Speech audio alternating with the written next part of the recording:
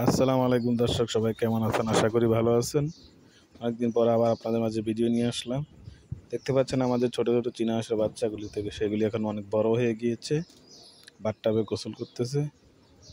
আর আপনাদেরকে আরও একটি সুখবর দিতে চাই, আমরা যে বাচ্চাটি নিয়ে একটি ভিডিও করেছিলাম, সেখানে 8টি বাচ্চা ফোটার কথা ছিল। 2টি বাচ্চা বজ্রপাতের কারণে ডিমের ভিতরে মারা গেছে, আর 2টি বাচ্চা আমি প্রথম, যেহেতু অভিজ্ঞতা কম থাকার কারণে ডিম থেকে বের করার কারণে বাচ্চা 2টা মারা গেছে। 4টা বাচ্চা ফুটেছে, 4টা বাচ্চা আছে। আপনারা এও জানেন যে আমাদের বাসায় 2টি খরগোশ ছিল, তারা ঘন ঘন বাচ্চা দিত। লাস্ট যেবার বাচ্চা দিল 6টি বাচ্চা দিয়েছে। একটি দুর্ঘটনার কারণে আমাদের বাড়ির যে মহিলা খরগোশ সেটা মারা গিয়েছে। পরবর্তীকালে আরও একটি সাদা খরগোশ দেখতে পাচ্ছেন, এই যে খরগোশটি, এটি মারা গিয়েছে। তার জন্য খারাপ লাগতেছে। সে লাস্ট সময় 6টি করে বাচ্চা দিতেছিল, যদিও বিড়ালের কারণে রাখা সম্ভব হয় না। দেখতে পাচ্ছেন আমরা নতুন খরগোশ একটি নিয়ে এসেছি, সাদা, ব্ল্যাক অ্যান্ড হোয়াইট। পুরুষ খরগোশটি কালো, ফিমেল খরগোশটি সাদা। আগে দুটি খরগোশ কালো ছিল, মহিলা খরগোশটিও কালো ছিল, পুরুষ খরগোশটিও কালো ছিল। এখন যেহেতু ওটা মারা গিয়েছে, এ কারণে আরও একটি সাদা খরগোশ এনেছি। আগের খরগোশ, মহিলা খরগোশটি, সেটি কিন্তু অনেকটা ছোট ছিল পুরুষ খরগোশ থেকে। এখনকার যে মহিলা খরগোশটি, সেটি পুরুষ খরগোশ থেকে অনেক বড়। দেখতে পাচ্ছেন সেটাকে পুরুষ খরগোশের মতো দেখা যাচ্ছে।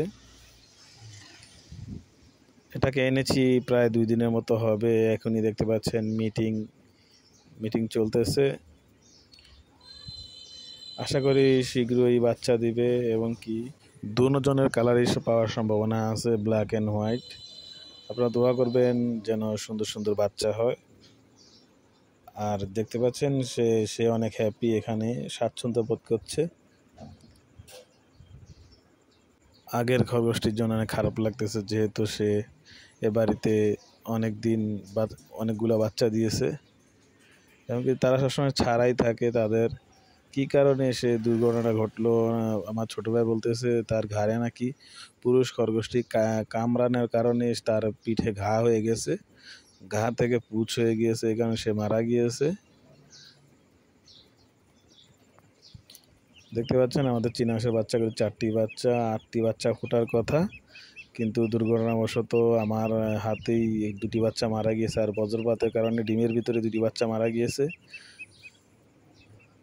আমি ভুলবশত ডিম থেকে বের করে ফেলেছিলাম, পরে দেখি পরিপূর্ণতা পায়নি। আপনি বাচ্চাগুলোর জন্য দোয়া করবেন। আরও 8টি ডিম থেকে ফোটার কথা আছে, একটি মুরগিতে বসিয়েছি আমরা। আশা করি শীঘ্রই সেগুলি ফুটে যাবে। দেখতে পাচ্ছেন তারা অনেকটা ফুরফুরে মেজা আছে,